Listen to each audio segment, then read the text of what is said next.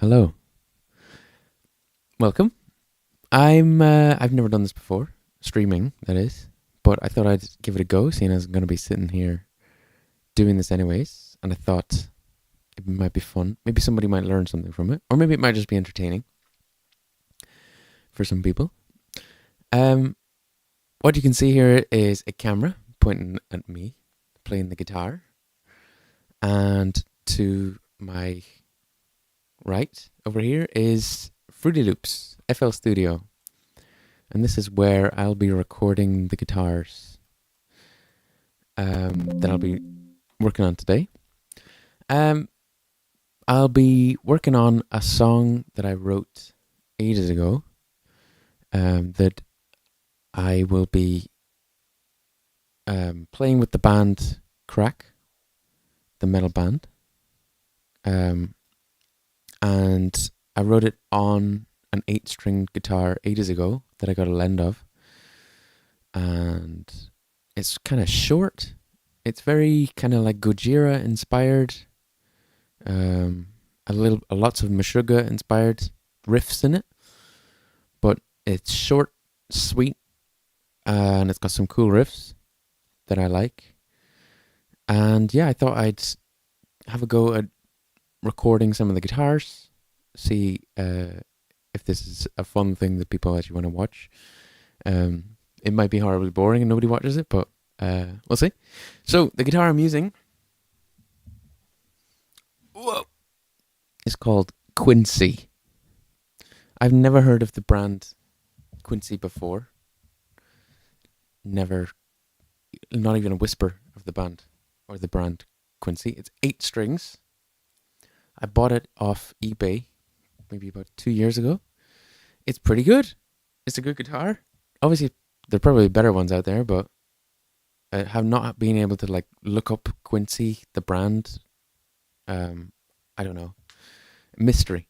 So I don't really know much about this kind of maker guitars, but it's pretty good. Does the job. I'm recording in, the song is written in F sharp, I believe. Let me get the tuner up. Hold on. This isn't picking up my guitar anymore. There we go. We are in F, not F sharp.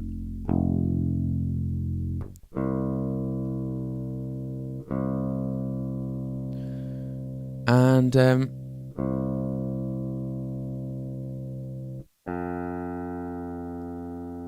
so I'll talk through the process that I have for writing the songs. Well, I suppose the song's already written, so I don't really need to go through that, but basically the process for recording them then.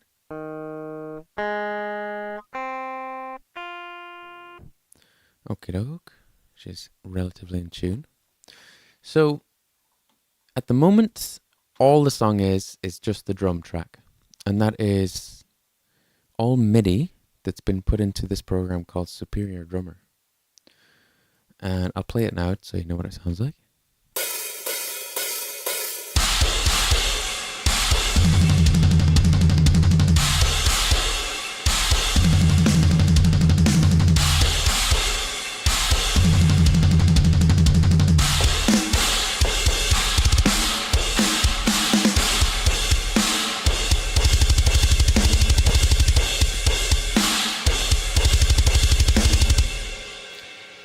Sounds pretty good.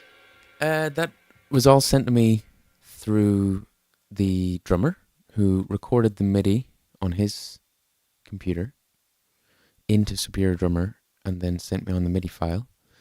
And then I downloaded his kit that he's been using on my end, drag and drop in the MIDI files, and you've got great sounding drums on this end. I've put a compressor and some reverb on it. I don't really know much about the mixing and mastering side of things, but it's basically just to make it a bit more better sounding. Again, this is all on my end of the things. When I'm working on the track, I eventually will just turn off all the effects before we send it away to get mixed and mastered anyway. So it's more just for my own enjoyment and learning that I put on these effects. And then we've got 2 guitar tracks that are wired into Fruity Loops here. And the effects are basically a limiter which acts as like a noise gate. And then we have the Archetype Gojira plugin, which sounds pretty good.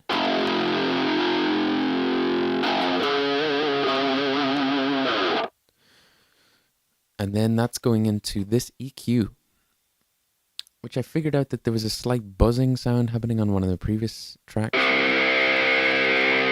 So I kind of isolated that and took it out of the EQ.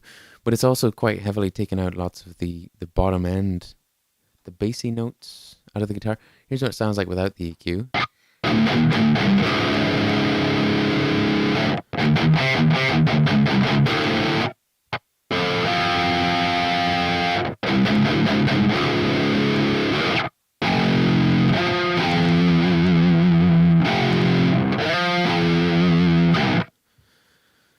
And then when we add in the bass, in order to make room for the bass in the mix, that's when we turn on this EQ in it. But since we're not actually going to be recording any bass yet, I'll turn them off.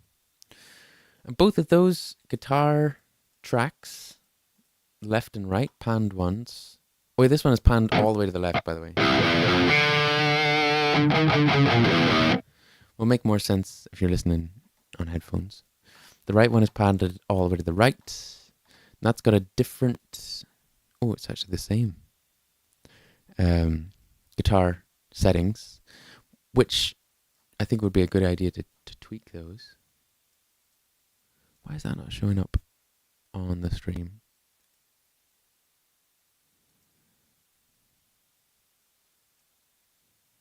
Anyway, this one is. Doesn't matter. So, yeah, that's basically the setup for recording the guitars. I might actually take off the limiters as well, because the Gojira plugin actually has its own gate, which is pretty good. But the Fruity Loops one gives you a more finer control, which is good for later on in the stage. But at the moment, yeah, we'll turn the limiters off, the Fruity limiters, and we'll just have the raw guitars.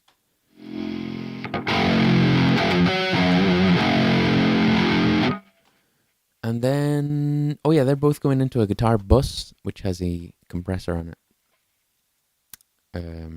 Just so I can kind of control the volume a little bit better.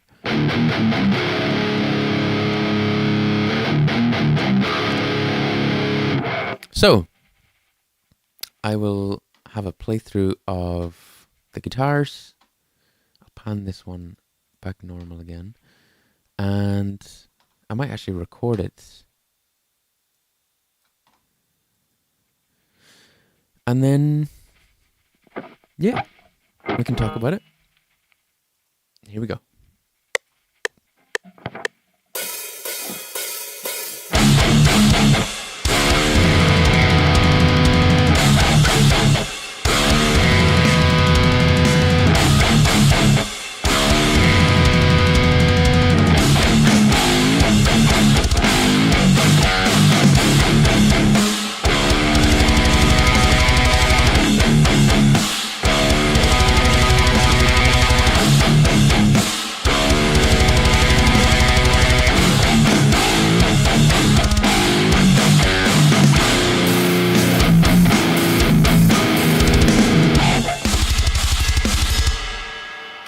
Stop there because I kind of forgot what that next riff was.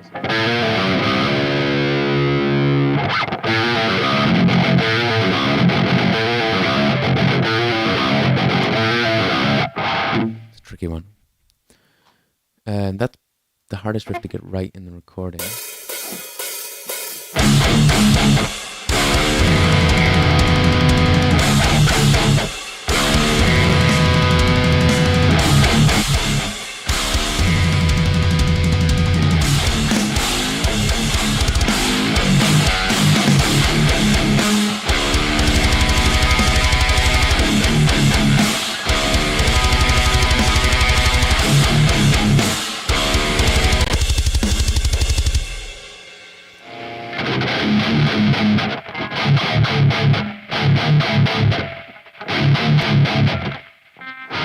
we're getting a bit of that kind of...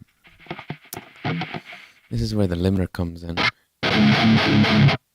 It means that whenever I stop playing, it's completely silent, you know? There's no string resonance. But if I turn that off, that's what the guitar actually sounds like. Because we're using like high gain and all that.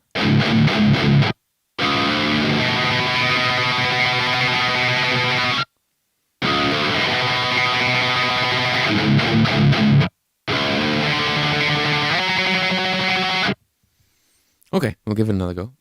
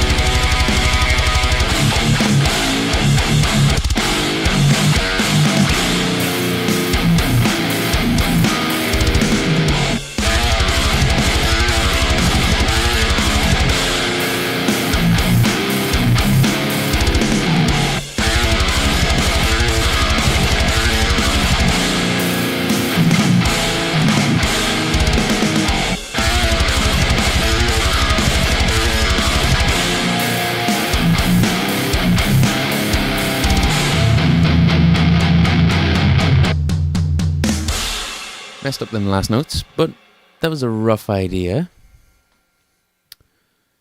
of the guitars.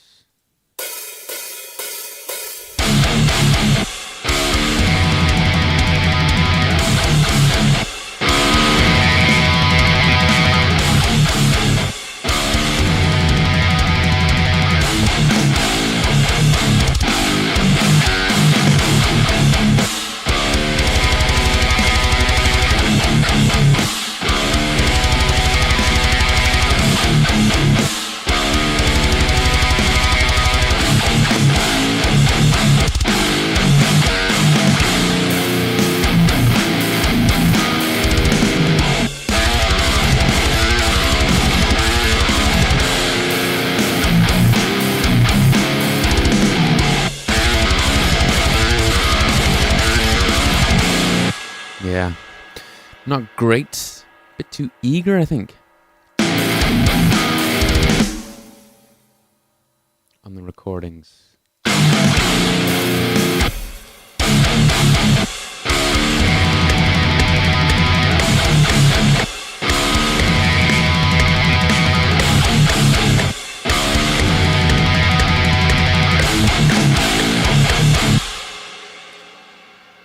Let's go again for the KRAIK. We're getting warmed up.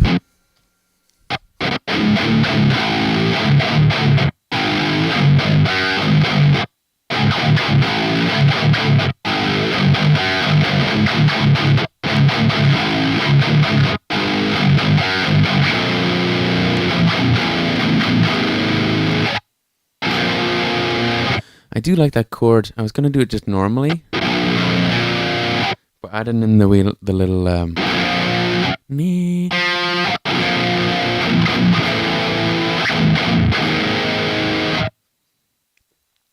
The hardest part is playing it cleanly. Not getting a lot of these like in between the notes is hard. But we'll go again.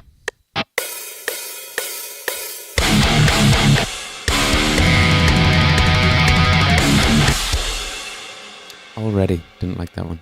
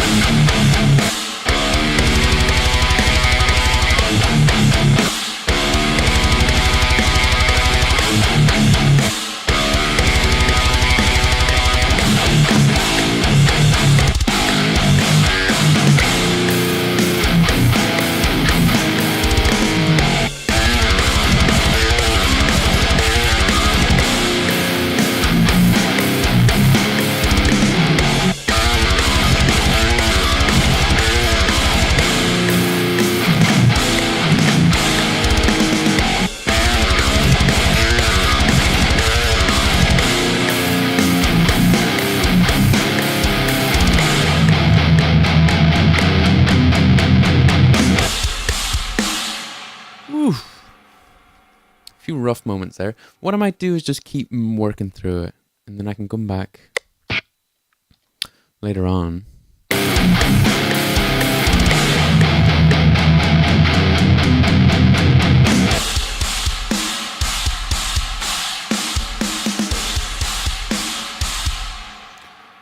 Anyway, the next riff.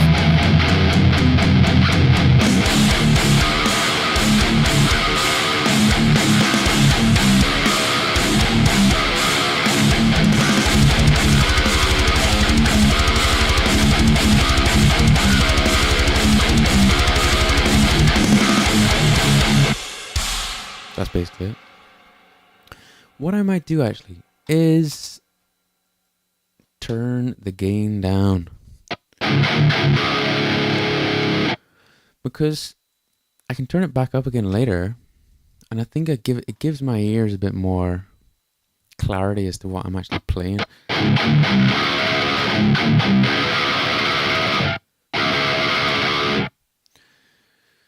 Because it can be hard to kind of pick out whether or not you're actually playing the required amount of notes sometimes, when it's so highly crunchy and distorted, which is cool sounding, but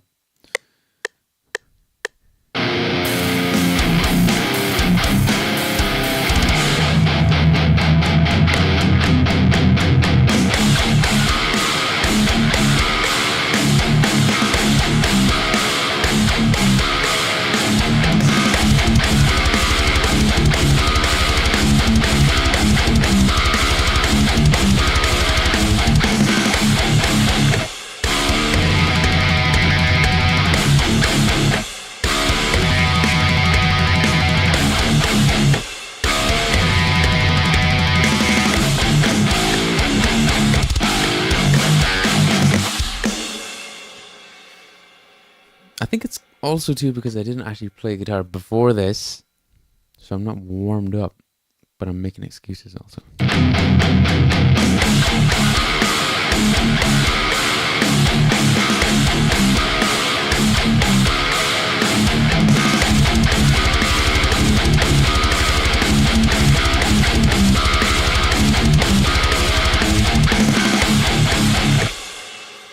That's sounding pretty heavy, pretty cool. That riff, very Gojira, Morbid Angel, kind of headbanging, sludgy.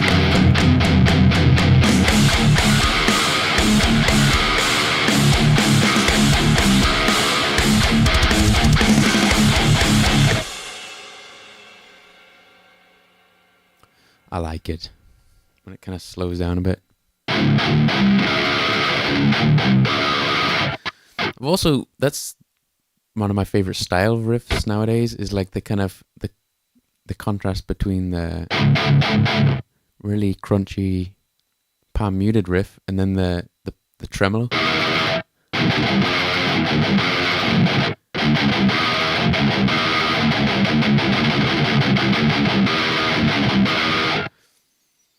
Yeah, I like it. Anyway, back on the horse.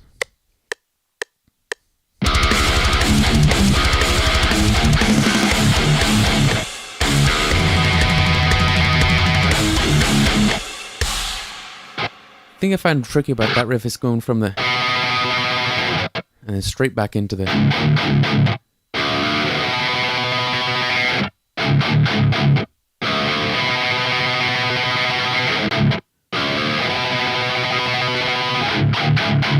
yeah, bit of practice, that's all it takes.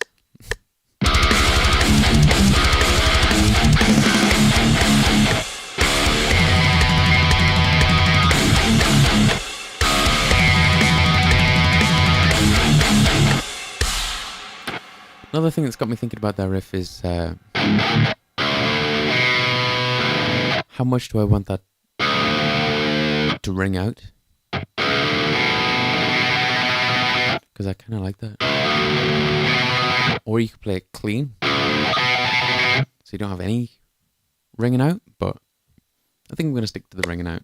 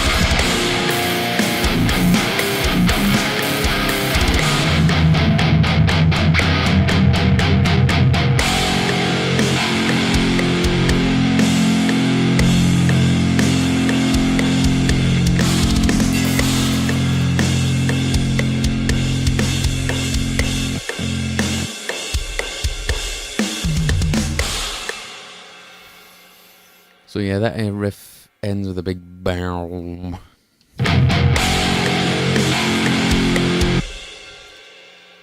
which is nice. But yeah, back to that.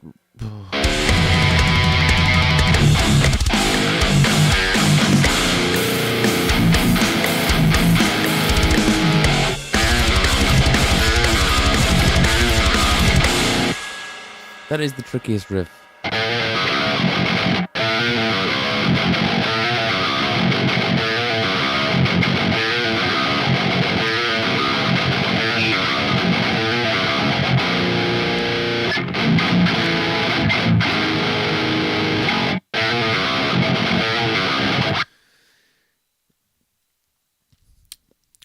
It's kind of one of them ones you can get away with if you're playing it, but whenever you sit down and try and actually make sure every note is crystal clear, it's like, why did I even write this riff like this?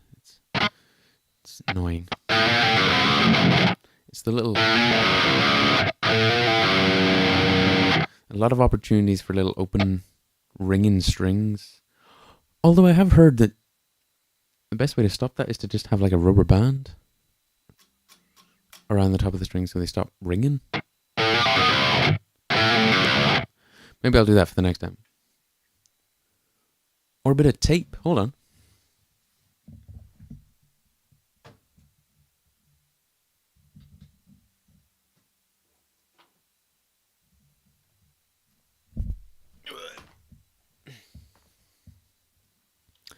So I'm going to tape the top of the strings to stop them from ringing out, because they're a bit unwieldy.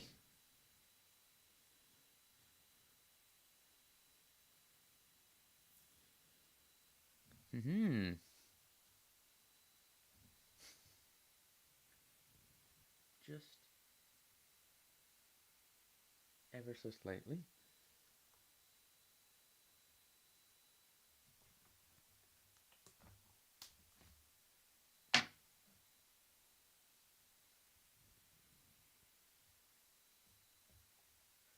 Doing the same job that a sock would do if it were placed delicately over the strings. So I can still...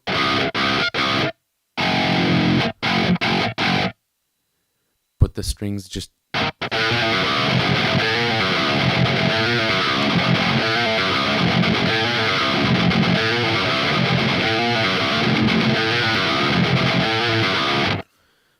I don't know if that made any difference. But, yes, what I might do then, in order to get a bit of variety going on here, because what I hate doing is recording the same riff over and over and over again. Because I tend to go a wee bit mental whenever you try and nail one riff, and you just can't do it. The worst thing you can do is just keep trying and trying and trying, butting your head against it. So let's try recording the guitars that are panned to the right this time. And what I might do is take these ones, pan them over. Don't know if you can actually see that.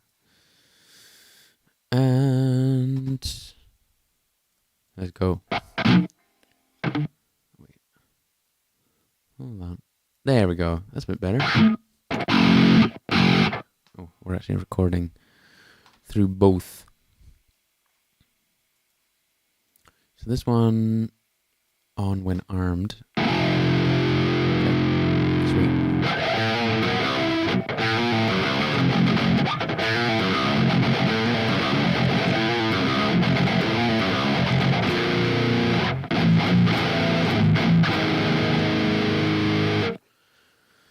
Okay, so here we go.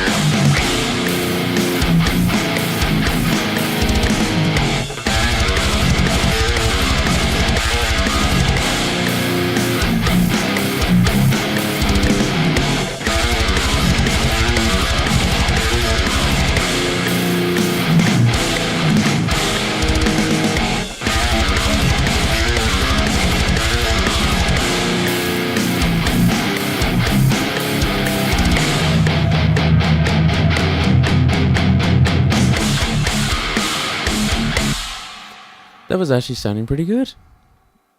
I sound surprised there, but it's basically one of the things I've learned too is when you hear one guitar in isolation, you can pick out all the mistakes. When you hear them both,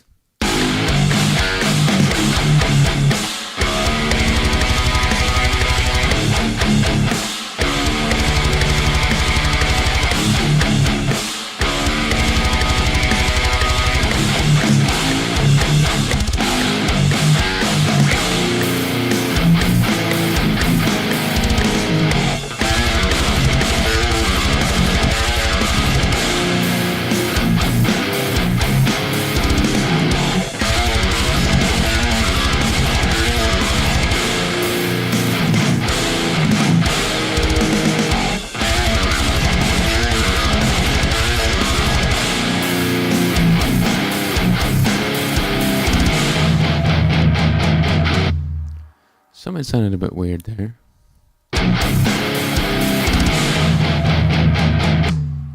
Let's hear that in isolation. Kind of like a...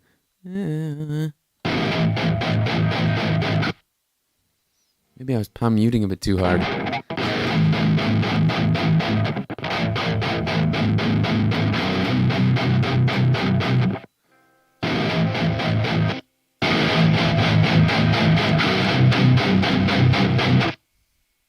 We'll go from there again.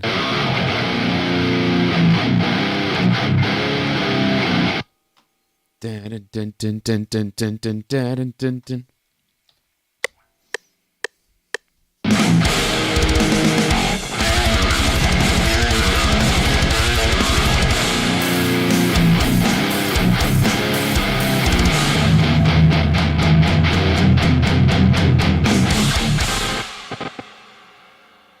We didn't record that, I don't think. Here we go. So let's have a listen to what we just did.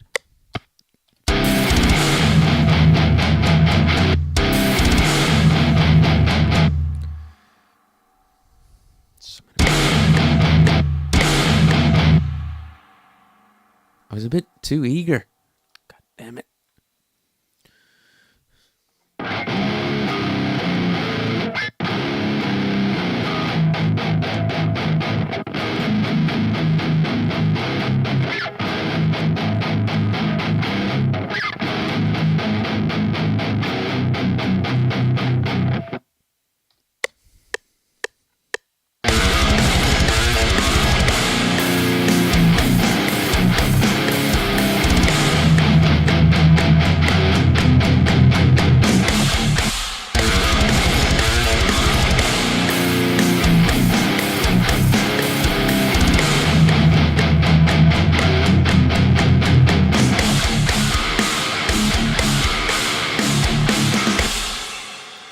We can come back to it. I think it's slightly out of time. But it's fine. For now.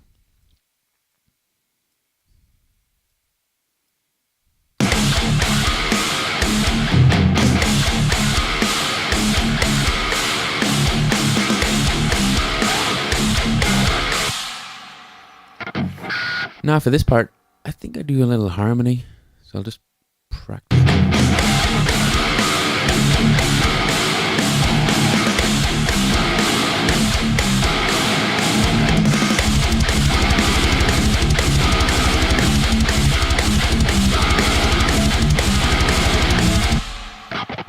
Totally.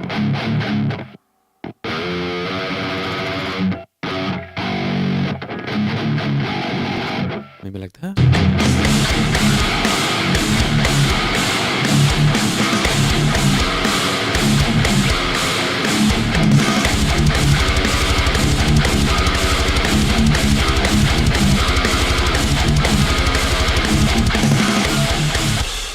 Yeah. I like that. Let's give it a go.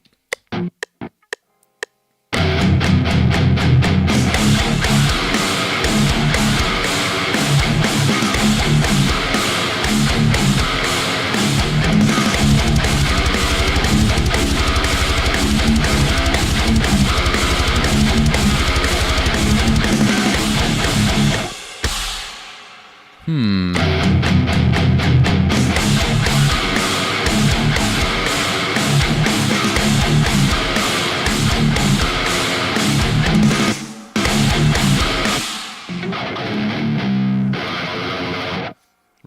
Yes. No, I played that riff wrong, actually. It has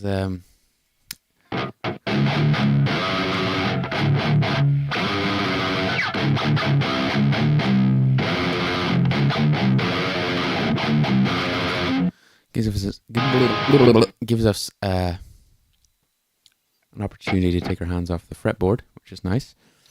Here we go.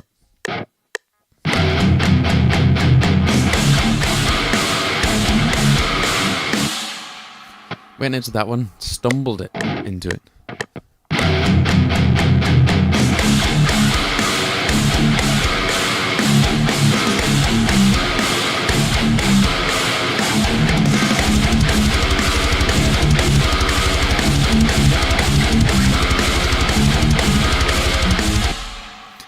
Absolute rubbish. Here we go. This is the one.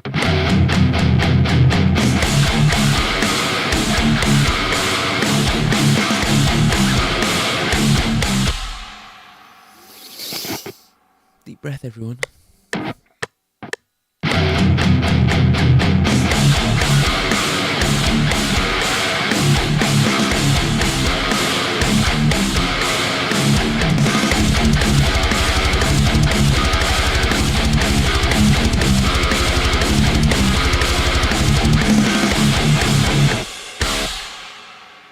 Okay, halfway through playing that riff, I discovered a better way to play it.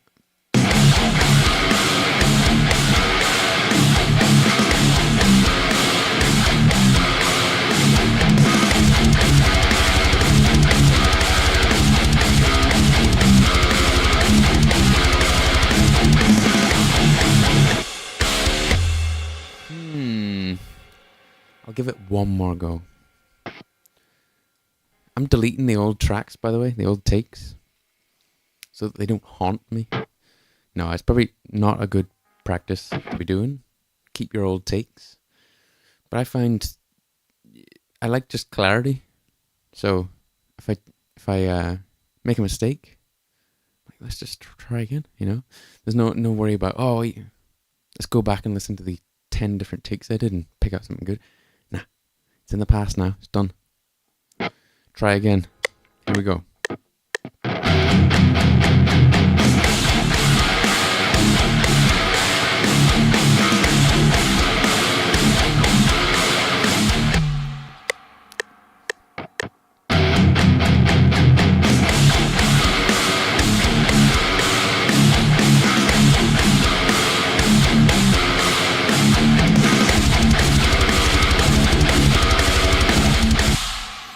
One more go.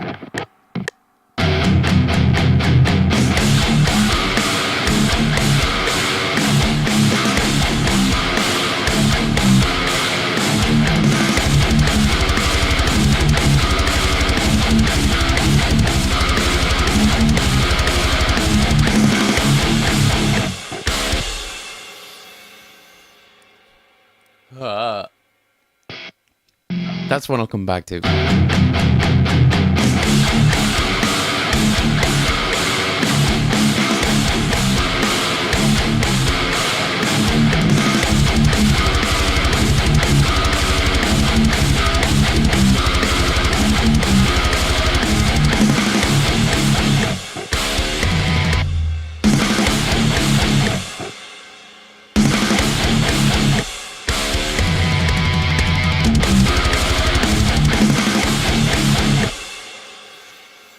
That was actually not bad. I did actually like that take. I do like how that riff, the harmony of that riff, you do a slide up. And you actually get the sound of the slide. Kind of, as opposed to which just starts cleanly on the note. That's a nice contrast. I think that's cool. The other alternative, the other way of playing that riff, I was going to go on the second string down And I always kind of have like a slight aversion to doing that, unless the riff can't be played any other way. You have to play it on that string, but in this case we have a choice. Maybe it's slightly more difficult to play it by sliding up. But the tone of those strings is similar, or is different to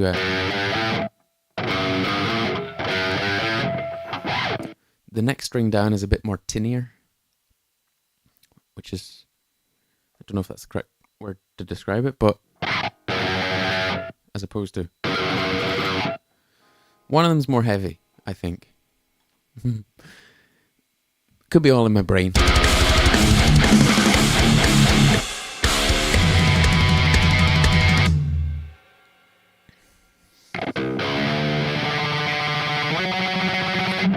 Here we go. Next riff.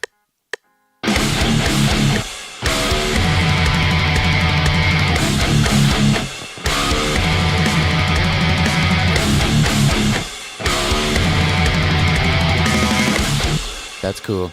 I like that. Kind of happened accidentally.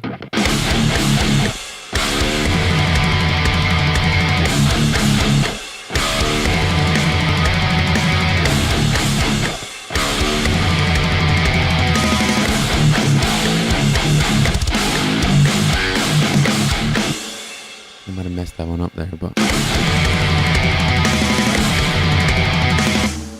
that little... Oh, I was so close. I need to remember.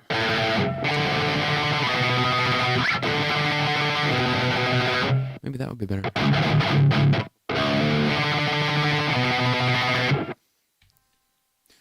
Here we go.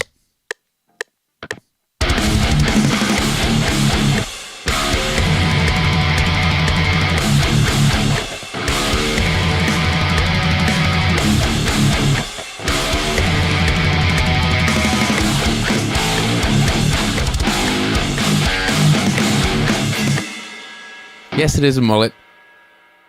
I went and got a haircut like I think maybe about less than a week ago now. I went into Cairn to the barbers, and it was really long, like nearly down to my shoulders, and fluffy.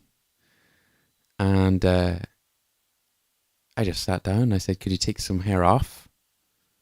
And he was, working away, taking the hair off, and then about halfway through, he was working on the sideburns, and he says, "Could I give you a taper?"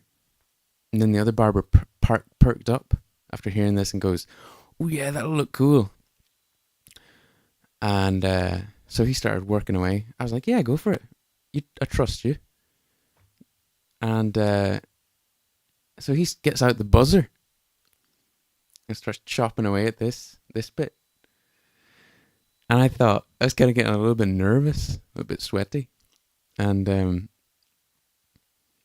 he's working away, and I thought, I thought maybe he was kind of styling the sideburns. So there still will be sideburns, but they might have like a curve up to here or something like that. But no, they were gone.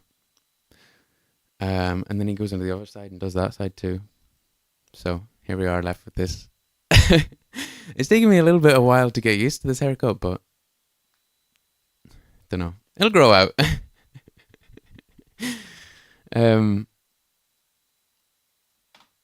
Yeah. Maybe it'll grow out weird now. The only thing I'm thinking is this section will grow like down further. It'll all be growing out in different proportions. So I might have to get like I'm glad that it looks alright. That's good. Yeah, that was Dad's reaction. He just said, "It'll grow back. It's fine. Don't worry about it." He's probably seen stranger haircuts in his time. Like, what? Anyway, where were we? The riffs.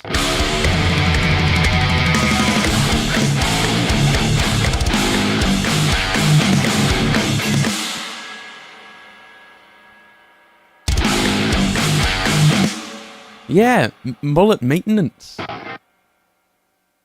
I'll be going in and saying, "Can you top me up, bro? I need this working on again." All right. Speak to you soon. Right.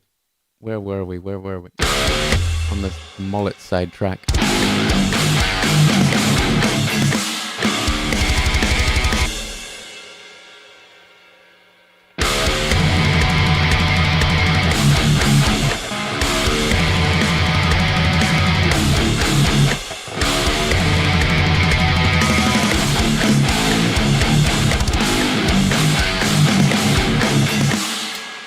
Right, that's where we were. Okay.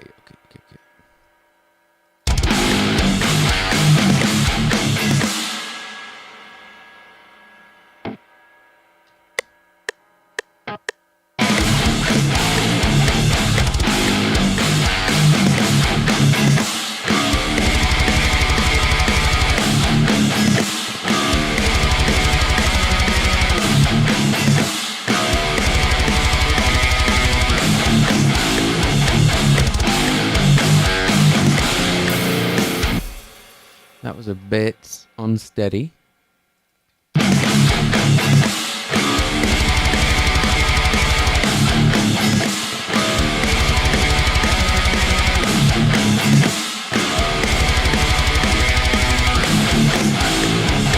Is it there? Dum dum dum.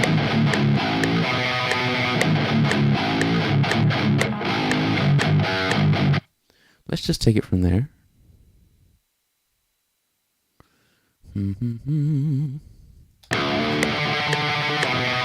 Dun dun dun dun.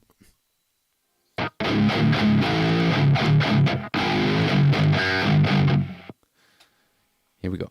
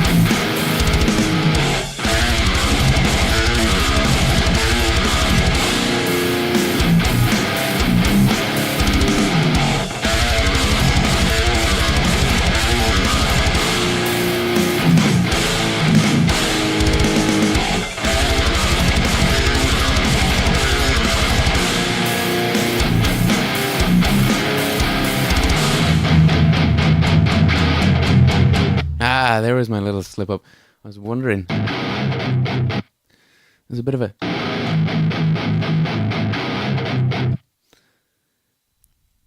It's annoying.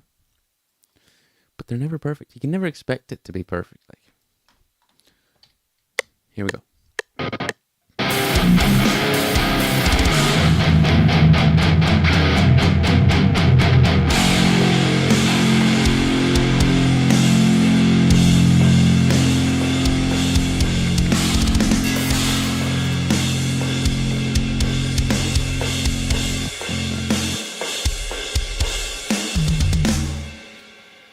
That little bit of where it's cutting out at the end, that is the limiter kicking in. So we don't really need to worry about that yet. Let's just...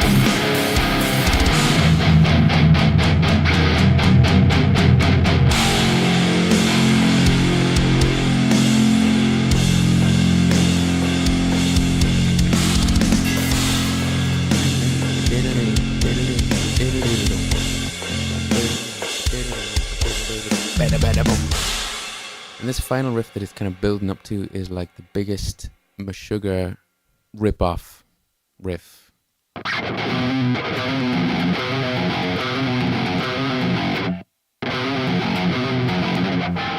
Yeah, it's fun. It's a fun riff. But yeah, it's just directly stolen nearly from Meshuggah.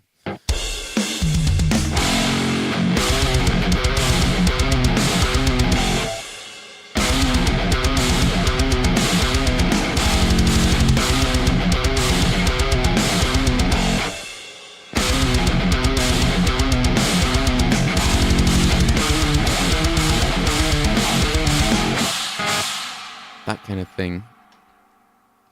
And we will definitely need the click track on, because in this riff, there's lots of gaps where the drums are kind of like in between each section, and the riff stops and it's near silence, and you kind of need to count in your head when the next bit comes in, but the metronome can do that for you. So if we listen to it,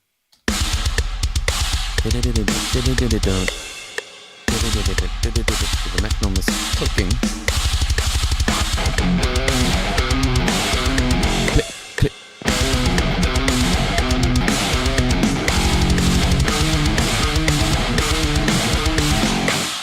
That's the little harmony. Well, we'll give it a go. Let's record it.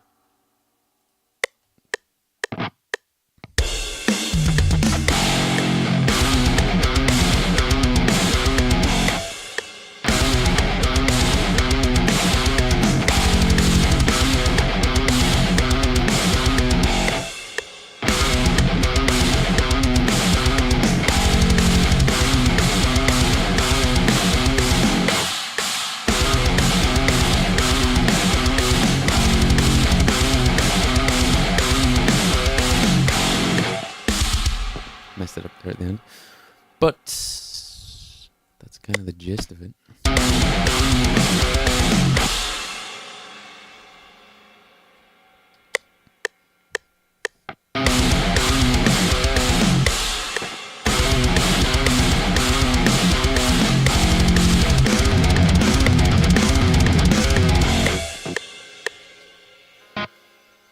And that's the riff. If we play it alongside our left panned recording, then it'll make more sense, because we'll do a little harmony. Here we go.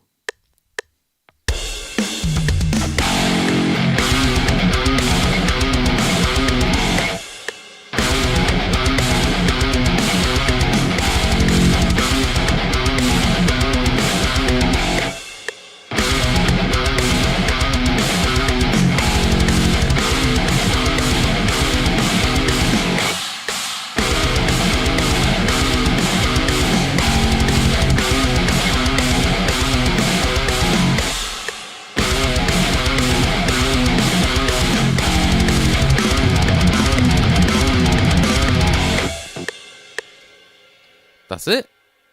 That's the last riff at the end of the song.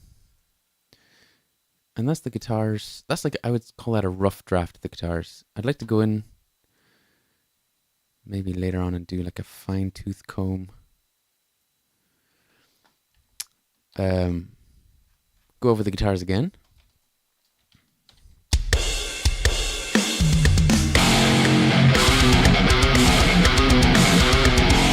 Oh yes, there's actually one part in here that I didn't do in the recording there now, but it's a fun little thing that we add into the riff.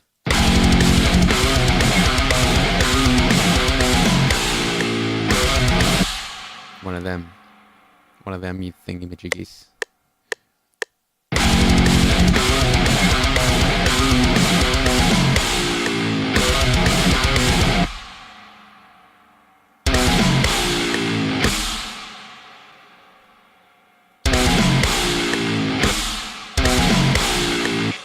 What would it sound like if the drums just didn't play there?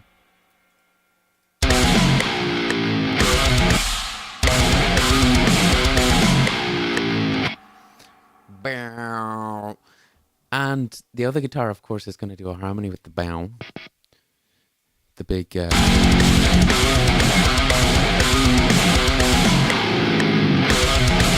something like that. That'd be cool.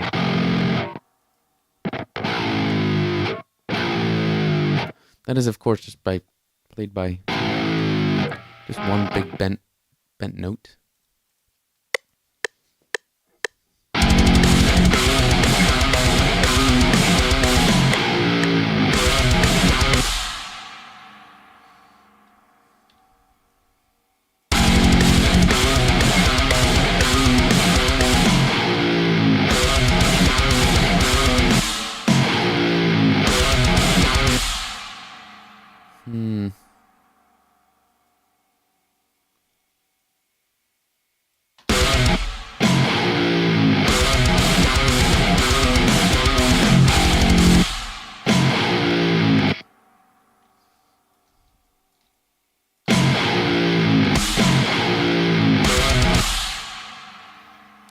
I wonder, when I first recorded that, what made that so cool that I haven't been able to capture it?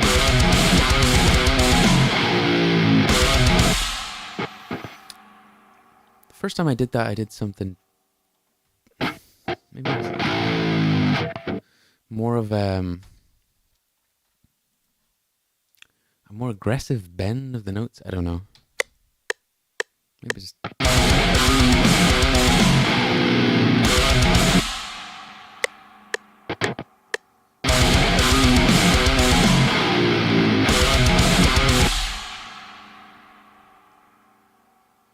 Maybe I'm being paranoid.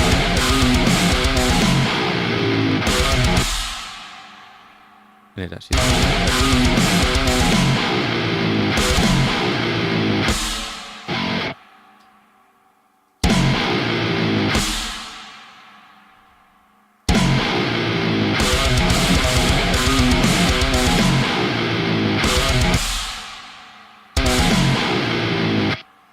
Or maybe it really does need those drum hits.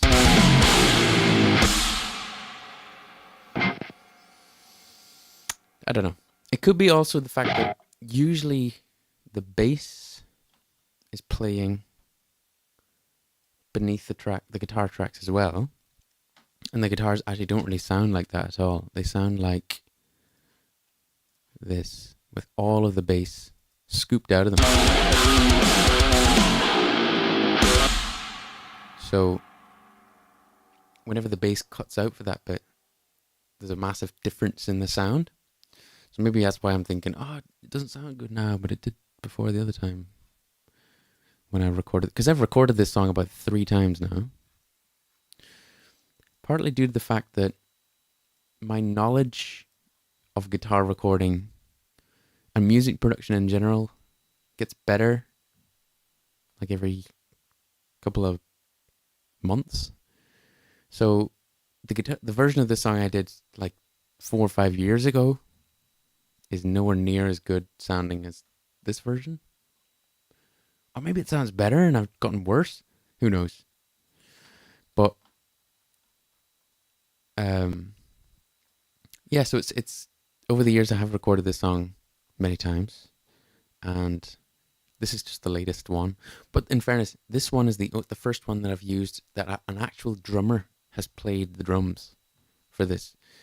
For previous versions, I've almost typed in the drums myself, whereas this time we've got an actual expert drummer who recorded the drums. So I think that's all I'm going to do for today. I think that's all I'm going to do for today.